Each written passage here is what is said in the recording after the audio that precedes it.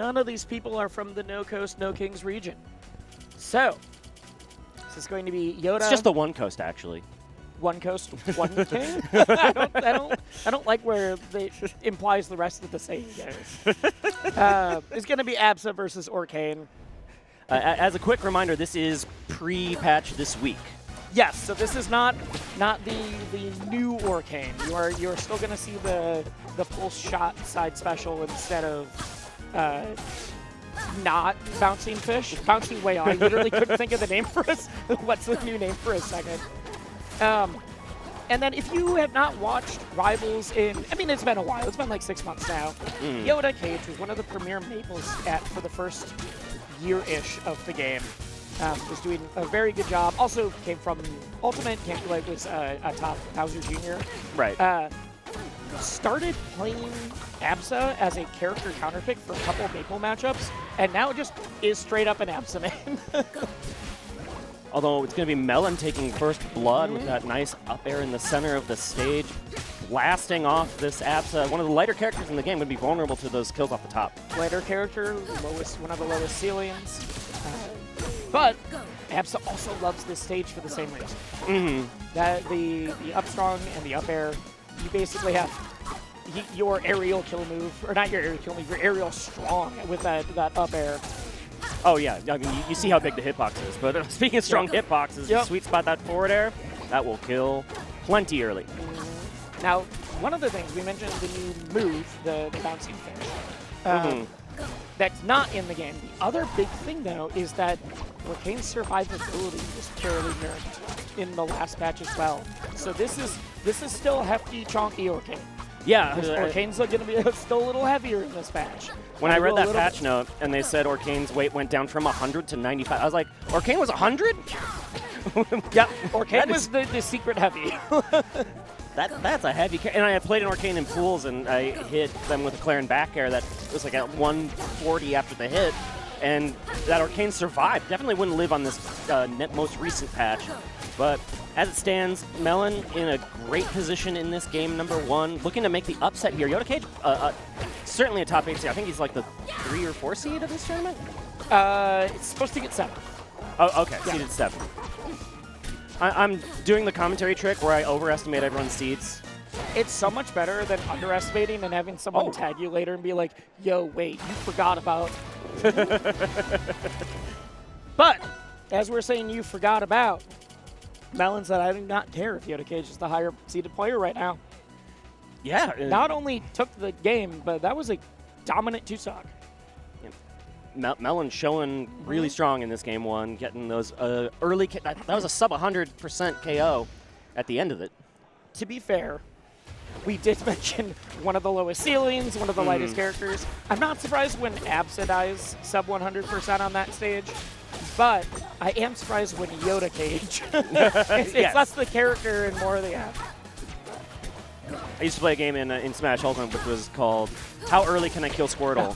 Where you just try to pop him like a balloon, and you can do that exact same thing here to Absa, but usually the disadvantage state is strong enough, and the obviously the player's composure is strong enough here as Yoda Cage to stay alive for way longer than you expect. Now trying to set up this ledge trap. Time bomb. Ooh. Yoda had the right idea there, but just that up tilt didn't quite reach the platform. Yeah, Rivals 1 would have done it. Oh yeah, that move was huge. Rivals 1 up tilt would consistently hit any platform. It was one of the things that when Absa came out, a bunch of the Rivals 1 Absas, they weren't like, oh no, this character's bad now, but they were like, all of my muscle memory is wrong because this is what I did in neutral if the person was on a platform. I always up tilted. It's like, I gotta find a new answer now. And Yoda Cage needs a new answer at the start of this game too, because that traded with the back air is just so unfortunate. You don't want to be trading with that move, especially the sweet spot. And it killed exactly 100 this time. Okay, we're just moving around on the platforms. Honestly, this... Ooh! Slippery pivot grab. Yes. Outside of that, I was about to say, it feels like Yoda's moving a little bit slower than I'm used to seeing. It is the literally first match of the day. Depends on how much time you've had to warm up so far.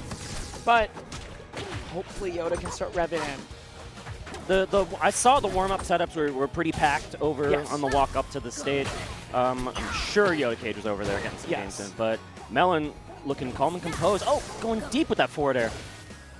Now the saving grace is this is the loser gets, well, we're in winners right now, but this is right before top 24. Winner just makes it to top 24. Loser could get 25th if they lose again. Because of where we're at in bracket, all of the qualifiers to get top 24 are best of 5. So Yoda does have a bit of time to, like, you never want to have to use the best of 5. You're Right. not like, I want to make a game 3 comeback, but it's there if you absolutely are like, dude, I just was not warmed up. I gotta get the engine revving. I gotta get the motor moving. We're starting to see some platform teleports here left and right from Yoda. Melon doesn't seem too perturbed by them because hit loom is just as tricky. Yes. This is a great stage for Absa because of some of those teleport angles. You can get the clean landing where you're literally have... Oh, there we go. So you can get those landings where you are like immediately actionable. Right. But the thing is, Melon's not really been in spots where that matters. Because you can threaten with that, but you need the person to be stuck on the plat in the first place. Yeah, and Melon is so comfortable with this movement. He's not stuck in shield. He's not, just throwing spot dodges out there, trying to expect the timing. Yoda like he's being hasn't set proactive. up any of the combo game where it's like, oh, if I throw them up here, then I teleport. Like I zip. Oh. No! Oh, no, that killed! Calls out the zip with the charge. Just rip the up strong. Yeah, just hold this quick. That's a good way to shut down the momentum because I feel like Yoda Cage is starting to come back in that. Yes, and that's why I had mentioned, like, it is a best of 5 now. And I'm very curious to see if, like, I feel like every stock we're seeing Yoda come a little bit more online. All right, and we're back to Hodojo here, game number 3. It really is the Yoda versus the Cage. Which one is going to win out?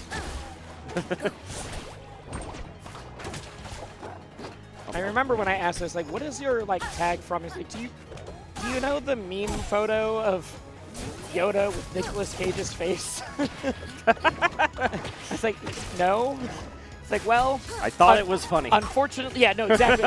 He's like, literally, unfortunately, I thought that was funny when I made my tag 8 years ago, and now no one will let me change my tag. Yeah, you need a reason to change a tag. You can't just change a tag, Yep. So now, anytime I see Yoda Cage in my mind, it's like, are we watching Yoda or are we watching Nicolas Cage trying to... who's piloting the character right now? Well, is it Nicolas Cage and the Mummy? I don't know which Nicolas Cage it is. That's National Treasure?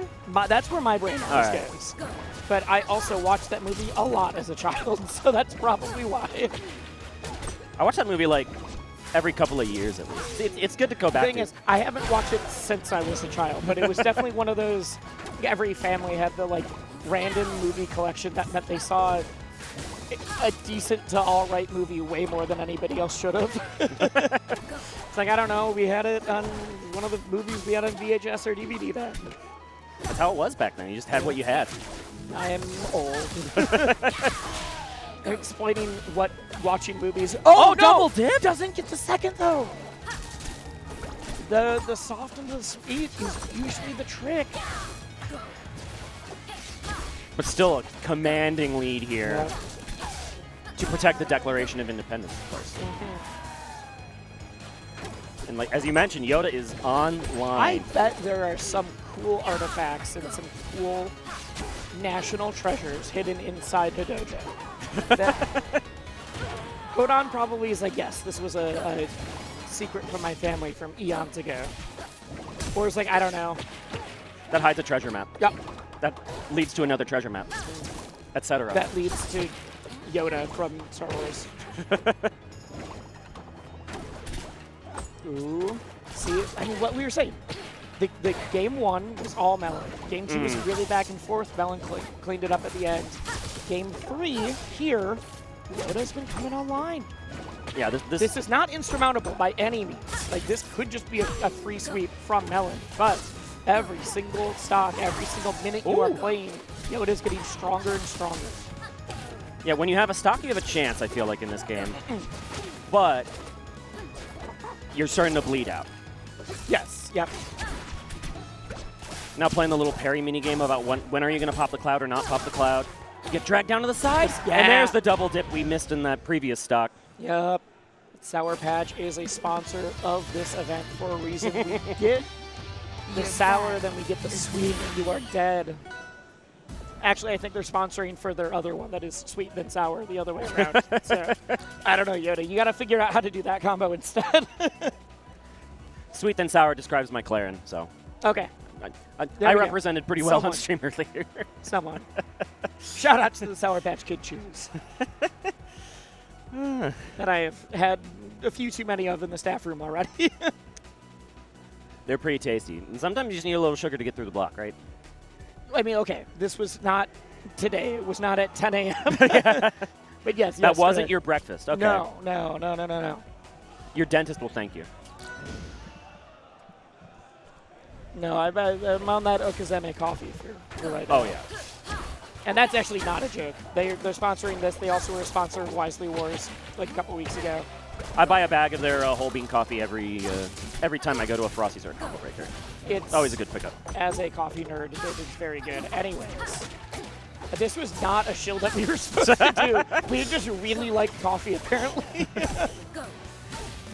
I was commenting with Momo in my previous vlog, and we were talking about how anyone who goes to this stage does not have... Oh, I thought we were going to get the triple sour to ladder up the... It is one of the things I think is super sick about Absa, is that, like, sometimes you get hit by it and you're like, I don't think that was on purpose, that's kind of BS. But when it is on purpose and you can tell when an Absa's using, like, the sour hits to confirm into each other, it'd be like, the sweet spot wouldn't have killed you before, but now I've laddered you up with sour hits to the top, and now it will for sure hit. They're so sick. I think it's one of the coolest, like, combo tools this character has, besides the ping pongs that are like that. I love a good cloud ping pong. And that is enough to KO. I think Melon was holding in a different direction because they were so scared of the up air from Yoda, confirming off of the cloud pop, that they didn't think the pop itself was going to kill. Yeah. You landed on a ticking time bomb. See, this is not what I expected, actually. I was going to say this is the movement we needed to see from Yoda, and instead Melon slips through and gets that up air. Melon is really good at both respecting and not respecting the teleports. Yes, which sounds like a joke, but it is genuinely what you need to do. Oh, okay. Nice pickup on the move that no longer exists. Yep. And that's one of the reasons why it no longer exists, right? Is because it wasn't really fun when it just lost that intangibility.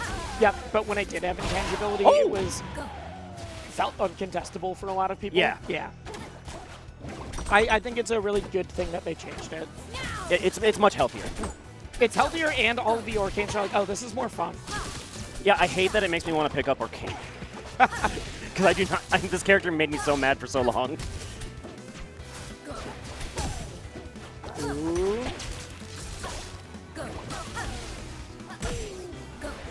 Oh, and the snipe with the cloud! Oh, we're going to a game 5. We told you.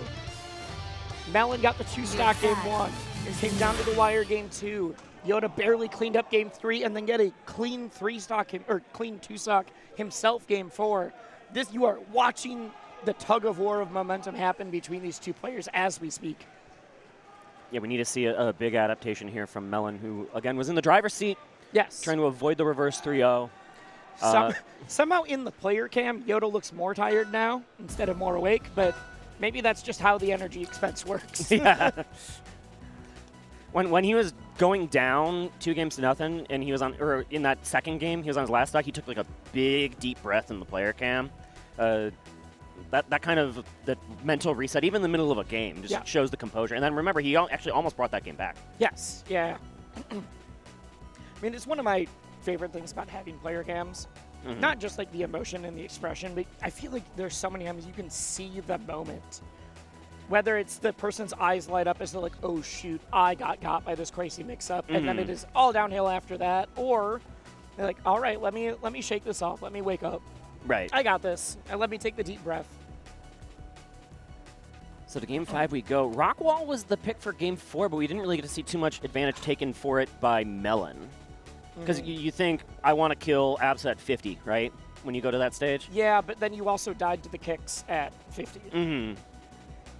It was a double-edged sword, I think. So I think that's what Melon is taking a little bit of time to think about. I feel like you go to a stage with even though Orcane kills early off the top, if you look at just the survivability, because they both kill early off the top, I feel like you want to go to a stage that has a higher ceiling, but I could be totally wrong. Like, I'm not going to pretend like I know this matchup inside and out. But that is where my brain, my game theory goes to is, well, especially pre-nerf Orcane, it's like, I have a heavier weight. I want to be able to survive longer. This character is super light.